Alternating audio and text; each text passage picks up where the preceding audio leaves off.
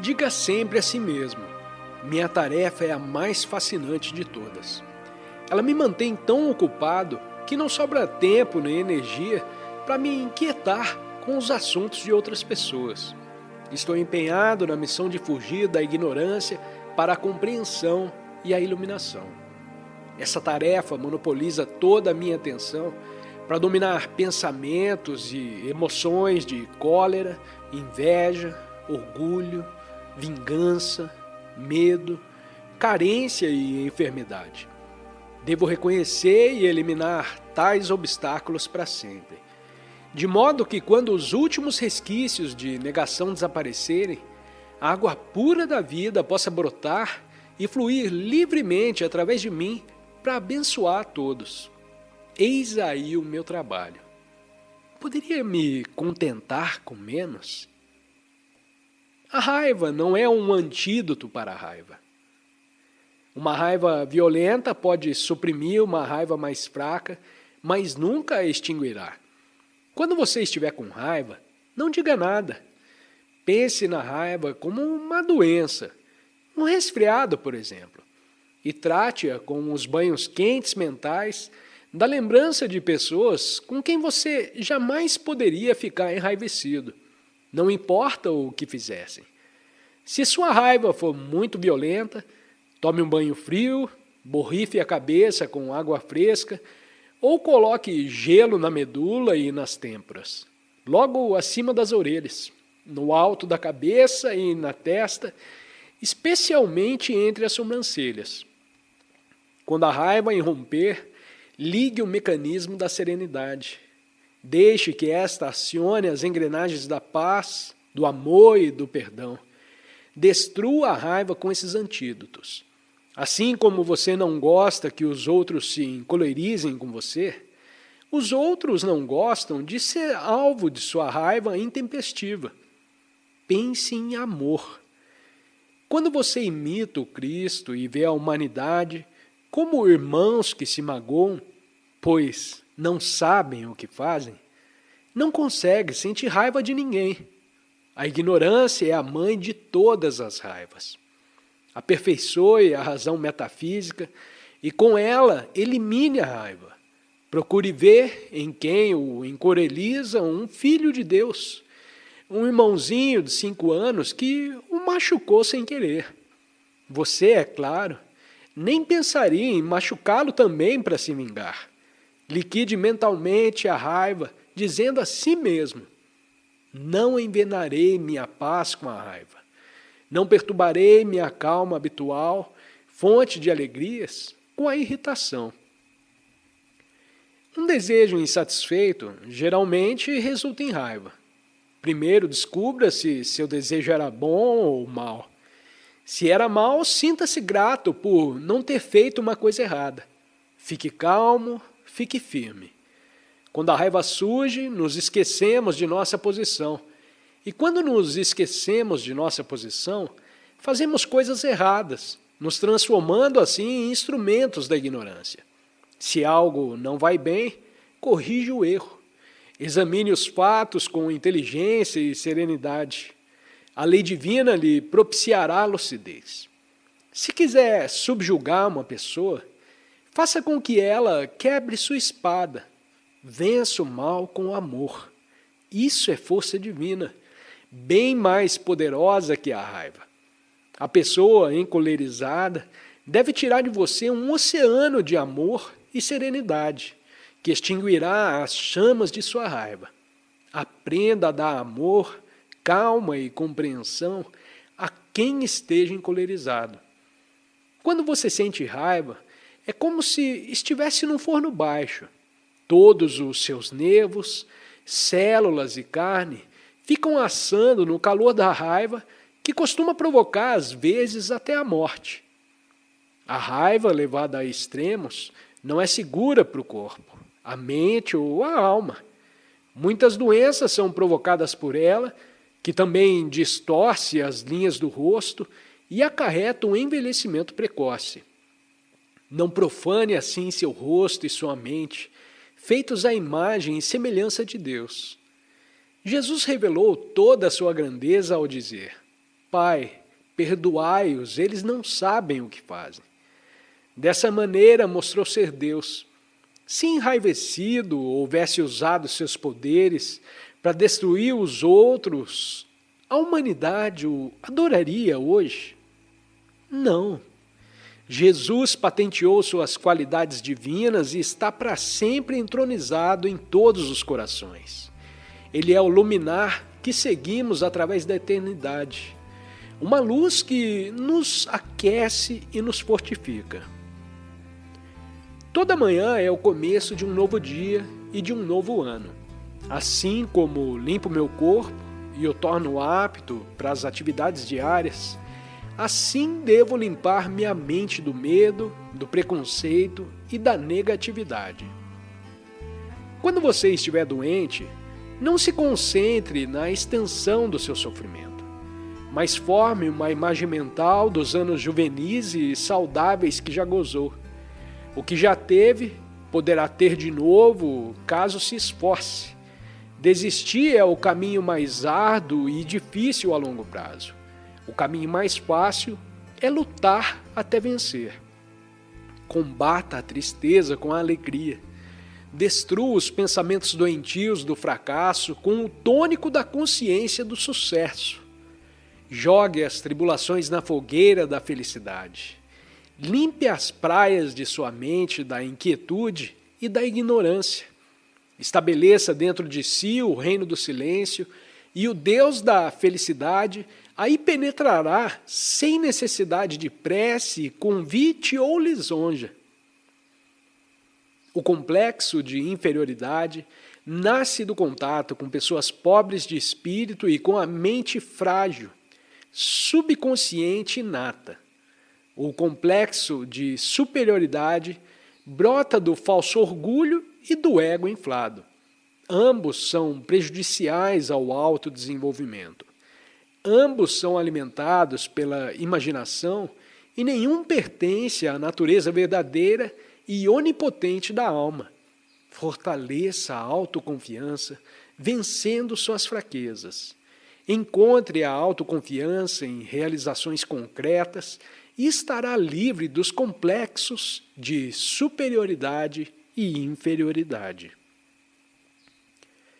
Todas as noites, fique calmo e em silêncio por pelo menos 10 minutos, de preferência mais, antes de se recolher, e novamente de manhã antes de iniciar as atividades do dia. Isso formará um hábito sólido de felicidade que o capacitará a enfrentar quaisquer desafios na batalha da vida. Com essa felicidade imutável dentro de si, procure atender às necessidades do cotidiano. Busque a felicidade cada vez mais na mente e cada vez menos no desejo de adquirir coisas. Seja tão feliz mentalmente que nada do que aconteça possa lhe deixar infeliz. Sinta-se feliz sabendo que adquiriu o poder de não ser negativo e que terá à vontade tudo aquilo que precisar.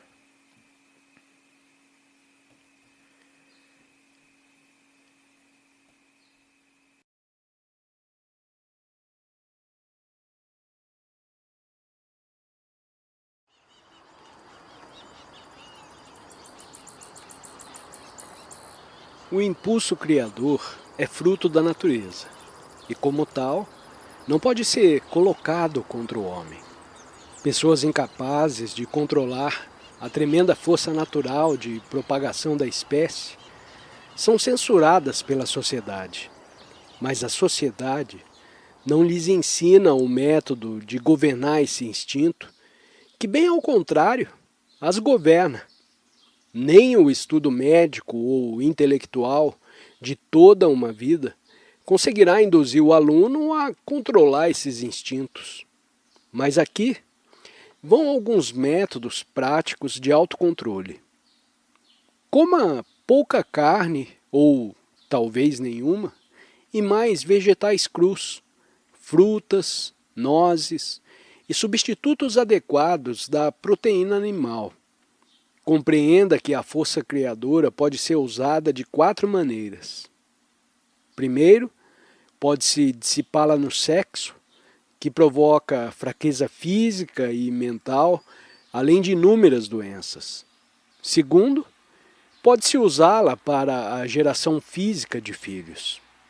Terceiro, pode-se usá-la para gerar filhos espirituais da sabedoria e do gênio, convertendo-a em poder mental para sublimação e a transmutação. A pessoa ocupará sua mente em obras criativas como a arte, as invenções, os negócios ou a literatura, ao que lhe parecer mais interessante. Desse modo, a energia criadora passa a fluir para o cérebro. Quarto, pode-se canalizá-la para os esportes ou os exercícios físicos vigorosos. É possível dirigir a energia para cima dos órgãos sexuais até a região da medula oblongata, graças ao uso consciente da respiração. Concentre seu poder mental nos órgãos sexuais e inspire profunda e lentamente, imaginando que a respiração brota dessa área. Em seguida, sempre inspirando, redirecione para cima a energia vital que flui para baixo. Imagine o ar entrando a partir dos órgãos reprodutivos e depois subindo pela espinha até o ponto entre as sobrancelhas. Detenha ali a respiração e a mente, contando até 25 ou mais. Imagine-se absorvendo todas as paixões, enquanto despeja o jorro vital no reservatório de energia localizado na medula e no ponto entre as sobrancelhas.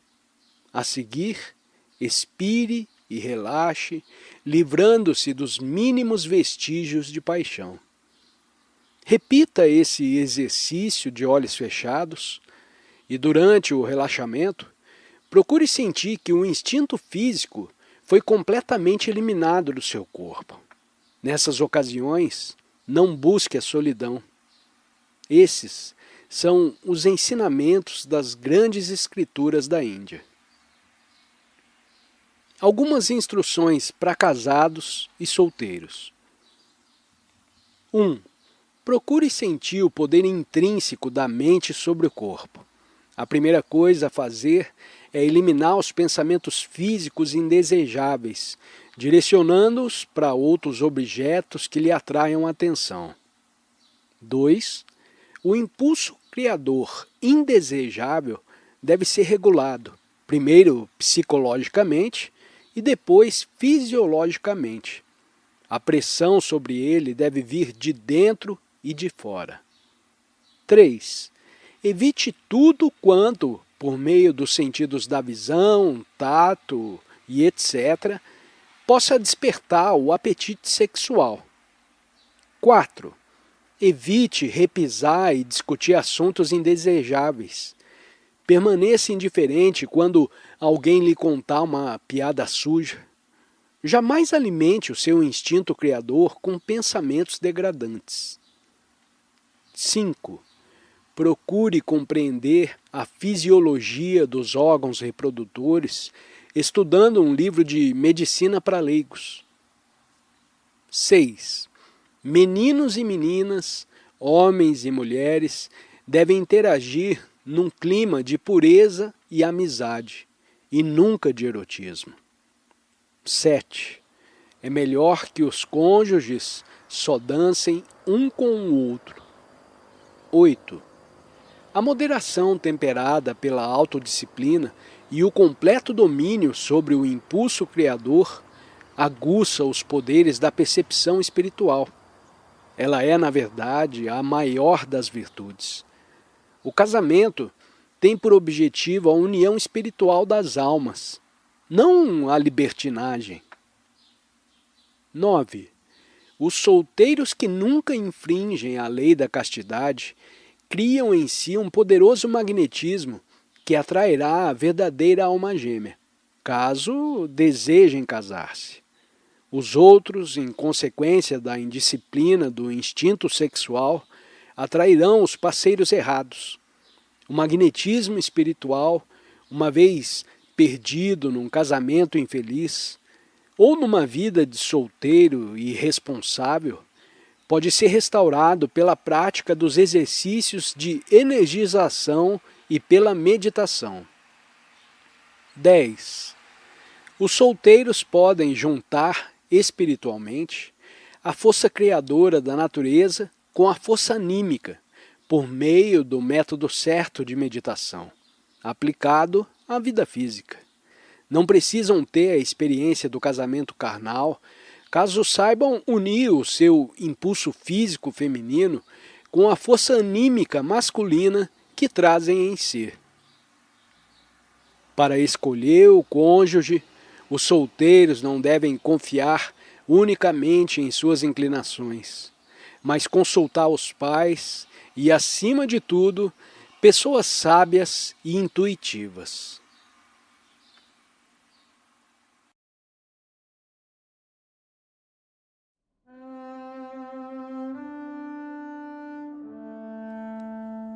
Ao viajar pelo mar, a pessoa depara aqui e acolá com áreas onde o mar está calmo. Ainda assim, no grande oceano da ilusão, a pessoa encontra, vez por outra, áreas excepcionalmente estáveis. Isso acontece quando um avatar ou encarnação divina é enviado à Terra com uma missão especial. Todos os que dele se aproximam e que entram em harmonia com seu espírito acham relativamente fácil escapar ao poder da ilusão. Os que estão em harmonia comigo jamais me causarão problemas. Basta balancear os olhos para se perceber. É muito melhor quando posso conversar com um olhar. A maioria dessas pessoas é composta de santos de vidas anteriores. Senhor, indagou um discípulo, é possível para uma alma perder-se para sempre? Impossível, respondeu o mestre. A alma faz parte de Deus. Como seria possível destruir Deus? Santo Antão passou anos meditando numa tumba no deserto. Durante todo o tempo, ele foi atormentado por demônios. Por fim, Satã ameaçou destruí-lo caso ele não desistisse de procurar a Deus. As paredes da tumba começaram a rachar. Havia o perigo de que desabassem sobre ele e o esmagassem. Os frisos dos animais nas paredes assumiam formas vivas e se precipitaram em direção a ele a fim de o devorar. Antão olhou para o alto uma vez mais em sua prece e invocou Cristo. De repente, viu-se uma grande luz. Finalmente, Jesus estava lá, olhando para baixo com expressão branda. Num segundo, as trevas de Satã se dissiparam. No êxtase do despertar divino, Santo Antão lembrou-se de todas as encarnações em que estivera procurando Deus. Oh, gritou o mestre, passei por essa experiência. Que alegria advém desse fato. E Antão gritou de dentro das profundezas da sua alma. Senhor, onde estivestes todos esses anos em que roguei para que viesses ao meu encontro?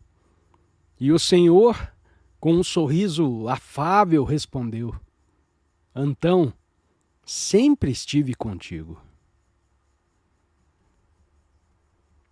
Todo grupo de religião que encontrei nesse país diz aos seus membros que eles não têm de trabalhar com vistas à salvação. Para que nenhum homem se encha de orgulho, explicam eles, citando São Paulo. A doutrina da salvação deles baseia-se inteiramente na crença.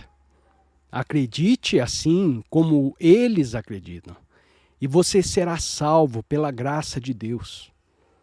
Muitos fazem da qualidade de membro de uma igreja uma condição a mais para a salvação. E a implicação disso é a de que, se algo mais precisa ser feito, a igreja fará isso por você.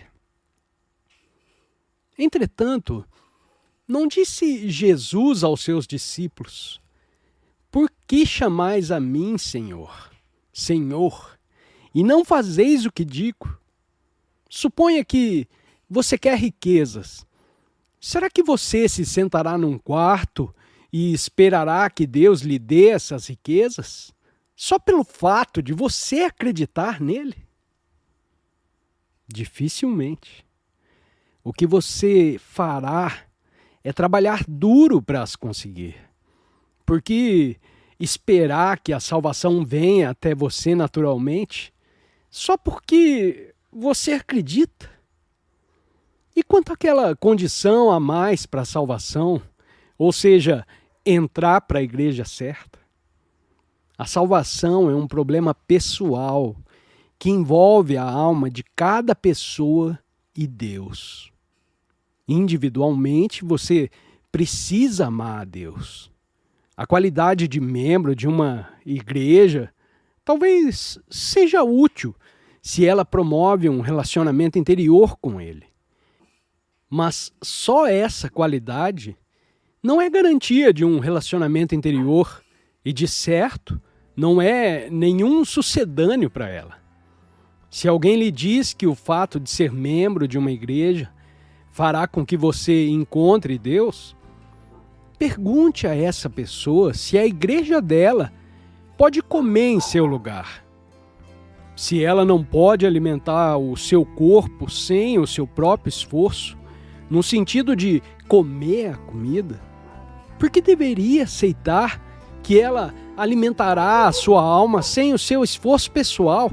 Salvação significa liberdade da limitação do ego, que é imposta à alma por meio do apego à consciência do corpo. A salvação só pode advir mediante um grande esforço pessoal. É verdade que outros podem ajudar você no seu empenho, e também é verdade que lhe basta a crença de Deus para que você seja salvo. São Paulo estava totalmente certo no que disse. Não obstante isso, o seu esforço sincero também deve estar presente. Sem um grande empenho da sua parte, você jamais conseguirá se salvar. Porque pela graça fostes salvos por meio da fé. Isso não provém de vossos méritos, mas é puro dom de Deus. Não provém das obras para que nenhum homem se encha de orgulho. Mestre, disse um discípulo, J está pouco desanimado. Alguém lhe disse que, de acordo com Ramakrishna, a graça é apenas uma brincadeira de Deus. J acredita que isso signifique que uma pessoa poderia meditar por anos e não conseguir com isso nenhum resultado, mas que Deus poderia se revelar a si próprio a qualquer bêbado se lhe ocorresse fazer isso. E o mestre replicou, Ramakrishna jamais diria isso. Eis um exemplo do que acontece quando as pessoas sem consciência das coisas do espírito tentam interpretar a palavra dos mestres. Deus não age segundo seus caprichos. Obviamente, esse fato pode parecer uma brincadeira. Algumas vezes, as pessoas que não percebem as influências causais do karma passado. Entretanto, por que haveria Deus de encontro à própria lei? Ele mesmo criou a lei. Em religião há muita confusão sobre o tema da graça. As pessoas pensam que Deus quer que lhe agradem como uma condição por ele imposta, no sentido de atender às preces das pessoas. Estas imaginam Deus à sua imagem e semelhança, em vez de se aprofundarem na meditação, a fim de descobrir de que modo é que eles foram criados à sua imagem. Deus não precisa favorecer ninguém. Sua graça não se baseia num gosto ou aversão pessoal. É verdade que ele reage ao amor do fiel, mas esse amor também deve ser impessoal. Ele deve estar isento da motivação do ego.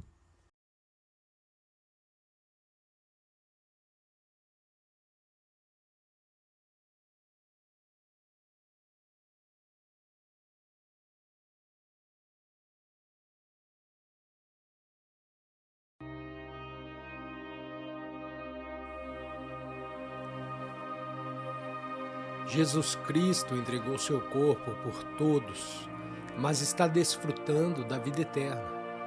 Ao ser altruísta, ele estava cuidando do seu egoísmo espiritual. Você também deve ser capaz de desistir do seu egoísmo maligno por um egoísmo mais elevado. Use a sua imaginação. Materialmente você não perderá nada, materialmente, mas pelo egoísmo maligno você perderá tudo. Nesse mundo há dois professores. Se você tomar Deus como seu mentor, terá momentos maravilhosos. Mas se você escolher o diabo como seu guia, você terá balas de miséria.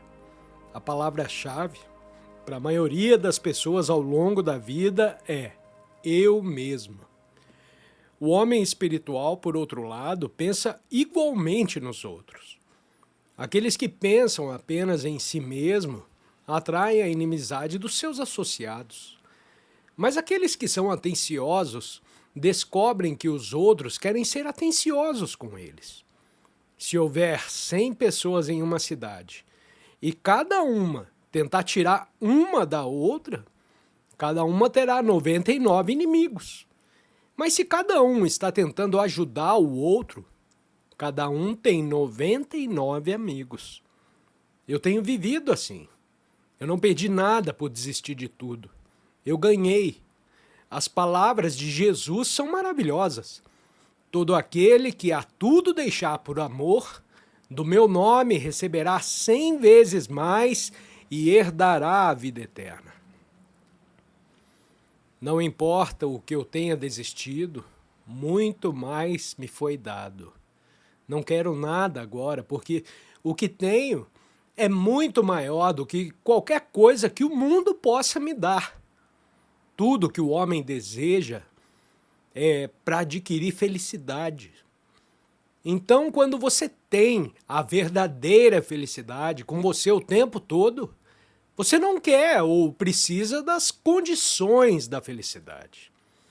No que diz respeito às coisas materiais, não tenho conta bancária própria. Minha segurança nesse mundo está na boa vontade dos homens. Não acredito em nenhuma outra segurança terrena. Se alguém está entronizado no coração dos seus semelhantes, esse é o maior reinado. Sendo altruísta, totalmente desapegado, você será verdadeiramente feliz. Se você der esse exemplo, outras pessoas em sua família, seus vizinhos ou na empresa o seguirão. Comece com esse egoísmo espiritual em sua vida. Elimine o egoísmo maligno, que é a causa raiz de todos os problemas, sejam individuais ou nacionais. Assim que você pensa gentilmente em outra pessoa, sua consciência se expande. Quando você pensa em seu próximo, uma parte do seu ser sai com esse pensamento. E não é só pensar que é preciso, mas estar preparado para agir a partir desse pensamento. Mesmo que você tenha um inimigo e ele é o seu vizinho, não exclua a felicidade de ninguém da visão de sua mente. No casamento, por exemplo, é uma lição de altruísmo. Dois indivíduos aprendem a compartilhar um com o outro. Então os filhos vêm e os pais compartilham com eles, mas novamente se torna egoísta se eles pensarem apenas em sua própria pequena família. Nós 4 e ninguém mais. Com o tempo, os entes queridos serão levados embora E é um lembrete de que o propósito dos relacionamentos humanos é ampliar a consciência, sacrificando-se pelos outros e compartilhando com os outros. Há tanta felicidade em ser altruísta. É a maior felicidade, pois no altruísmo você guarda sua própria felicidade. Meu objetivo é a felicidade dos outros para minha felicidade. Você nunca poderá conhecer a alegria dessa conquista, a menos que por altruísmo inclua os outros quando pensar em sua própria felicidade. Não apenas aqueles que estão relacionados a você, mas todos. Veja Gandhi, por exemplo. Ele tinha dinheiro, posição, mas desistiu de tudo. A sua esposa o seguiu, nem mesmo exigindo alguns títulos para a segurança dela e dos filhos. Eles desistiram de tudo e viveram para os outros. Não tendo nada, eles tinham tudo. Gandhi deu o exemplo supremo de humildade e altruísmo nessa época. Jesus disse: todo aquele que se exaltar será humilhado.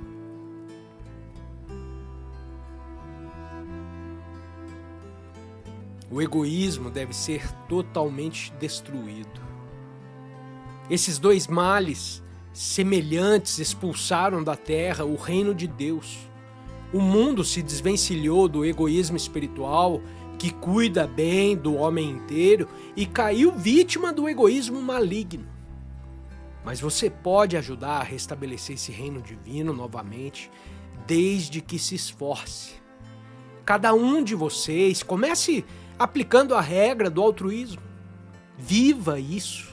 Não tenha medo por si mesmo. Sofra um pouco se for necessário, mas não desista desse ideal de altruísmo. Viva para os outros. Não pense primeiro em você. Mostre o exemplo dando aos outros. Isso não significa que você deve se reduzir à pobreza.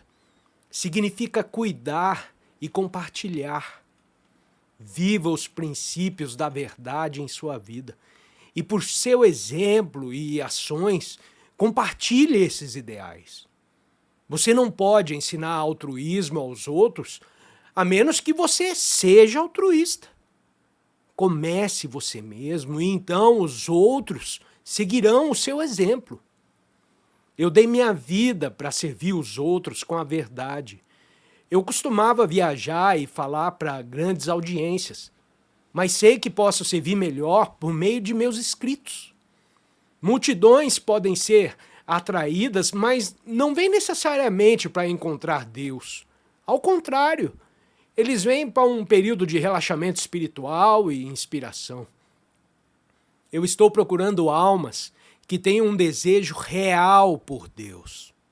É por isso que sempre enfatizei a necessidade de comunhão com Deus. Isso é de extrema importância. Todos aqueles nesse caminho da autorrealização que buscarem a Deus com seriedade, com séria atenção e continuidade de devoção e com firmeza de meditação, o encontrarão. Meditar. Medite e medite. Essa é a sua palavra de ordem.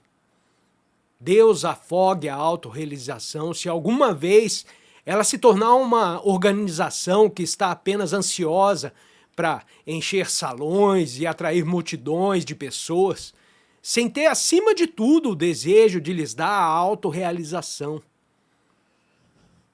Fiz todo esse trabalho de organização porque era o desejo dos mestres. Eu, pessoalmente, não estou buscando nada de ninguém. Quando eu deixar essa terra e esse corpo, nada me pertencerá. Portanto, eu renunciei mental e materialmente a tudo, agora, por Deus. Tudo o que eu quero de você é que você viva a vida de Deus. Aprenda a amar a Deus com todo o seu coração, mente, alma e força, e amar o próximo como a si mesmo. Você não precisa de nenhum outro mandamento se seguir esses dois.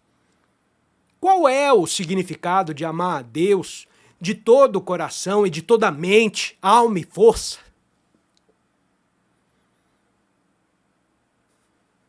Coração significa o que você sente.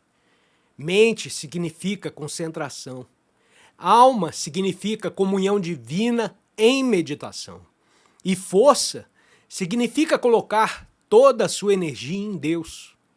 Portanto, ame a Deus com todo o seu sentimento, com toda a sua concentração na meditação, revertendo os holofotes da sua energia e atenção do corpo e do mundo de volta para Deus.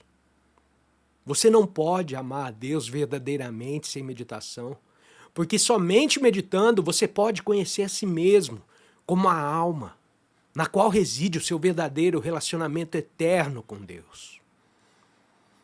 Crie em seus corações um trono de amor supremo por Deus.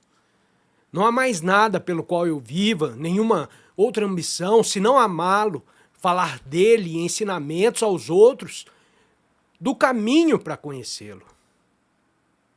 Eu não quero nada, não peço mais nada a você. Sempre que Deus me traz aqui para essas reuniões, é meu privilégio estar com vocês.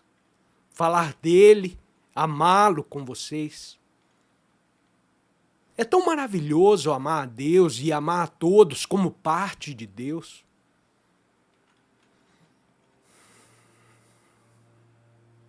Para encontrá-lo, você deve sentir seu amor em tudo. Não há força maior que o amor. Se em algum momento você entrar em conflito com os outros, lhe dê amor mentalmente. Amo meus inimigos porque os sinto como meus amigos. Ao sentir Deus, você não pode odiar ninguém. O que aconteceria conosco se Deus se zangasse com nossos erros? Se você permanecer calmo quando os outros tentarem te ferir, então você é um Deus. O grande Deus a quem adoro no altar do céu e do oceano e no altar da minha própria consciência, ele se manifesta em todos os lugares e em todas as pessoas. Ele eu abraço em todas as suas formas infinitas.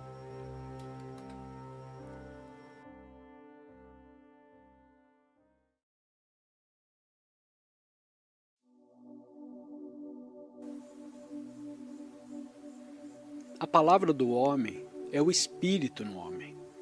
As palavras faladas são sons produzidos pelas vibrações dos pensamentos. Os pensamentos são vibrações emitidas pelo ego ou pela alma. Deveria saturar cada uma de tuas palavras com as poderosas vibrações de tua alma.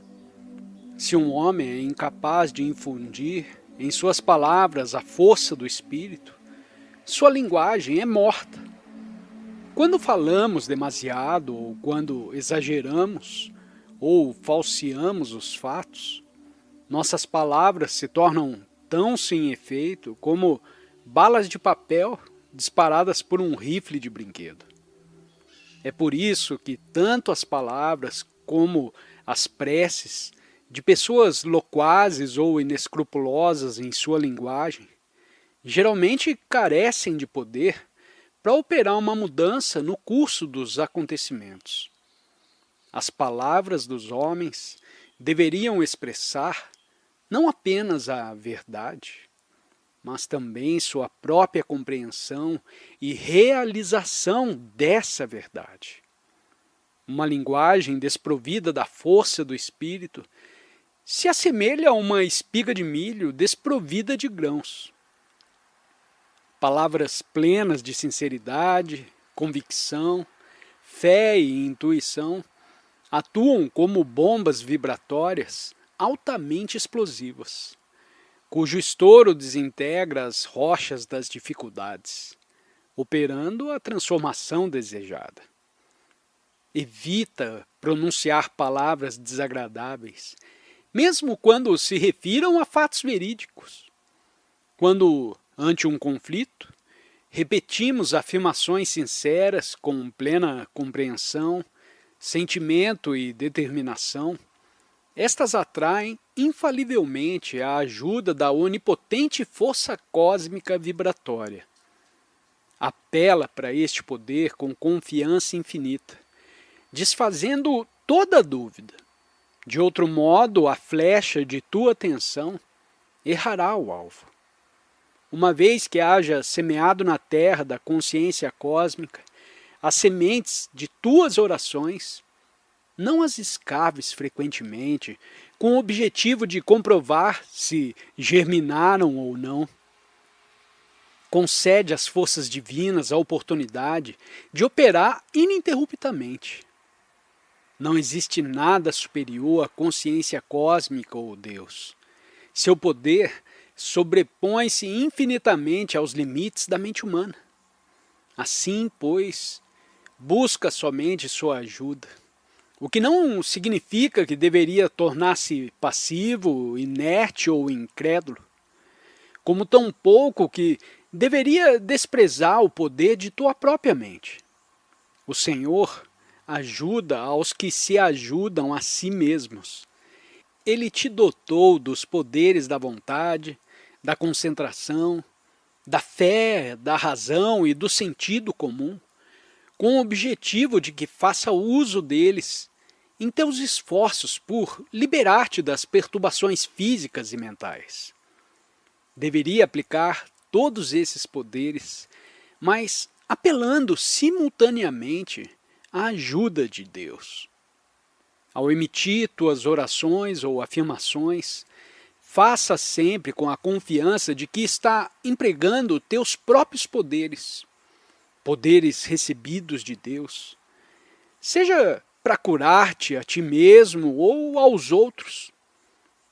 Peça a ajuda divina, mas simultaneamente toma consciência do fato de que é tu mesmo quem está fazendo uso, como um amado filho do Senhor, dos dons que recebeu dele, a vontade, a emoção e a razão, para resolver todos os complexos problemas da vida. Deveria estabelecer-se um equilíbrio entre o conceito medieval da dependência total do homem com respeito a Deus e o hábito moderno de depender totalmente do ego. A atitude mental deveria adaptar-se ao tipo de afirmação que se aplique.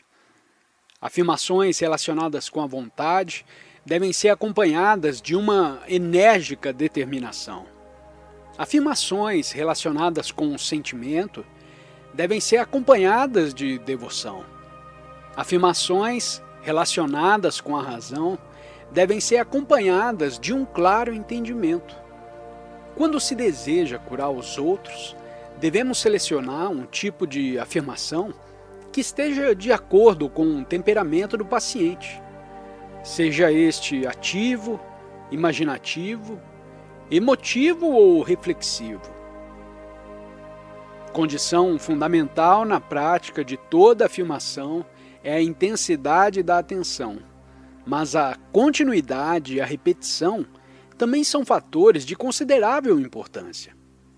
Repete, atenta e reiteradamente tuas afirmações, saturando-as com devoção, vontade e fé. E não se inquiete pelos resultados. Eles haverão de se produzir naturalmente, como fruto de teus esforços. Durante o processo de cura física, a atenção deve concentrar-se nos infinitos poderes da mente e não na enfermidade em si, pois pode debilitar a fé. Quando se trata de superar perturbações mentais, como o medo, a ira, os maus hábitos e outras, a concentração deve fixar-se na qualidade oposta a que se deva vencer. Por exemplo, para superar o medo, deve ser cultivada a consciência da coragem. Para superar a ira, a consciência da paz. Para superar a fraqueza, a consciência da força. Para superar a enfermidade, a consciência da saúde e assim por diante.